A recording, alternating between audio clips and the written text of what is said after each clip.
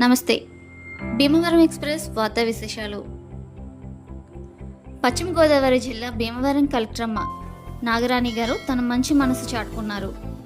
క్షయవ్యాధితో బాధపడే రోగులకు స్వాంతన కలిగించాలంటే వారికి మంచి పోషకాహారం అందించాలి. అయితే ఆ రోగులు పేదవారు కావడం వల్ల సాధారణ ఆహారం తీసుకుంటున్నారు. వైద్య ఆరోగ్య శాఖ ద్వారా ఇది తెలుసుకున్న కలెక్టర్ నాగరాణి 25 మంది క్షయ రోగులకు పౌష్టికాహారం అందించడానికి వారిని దత్తత తీసుకున్నారు. ఈ విషయం తెలిసి కేంద్ర హెల్త్ సెక్రటరీ కలెక్టర్ గారిని స్ఫూర్తిగా తీసుకోవాలని ఇతర అధికారులందరికీ సూచించారు.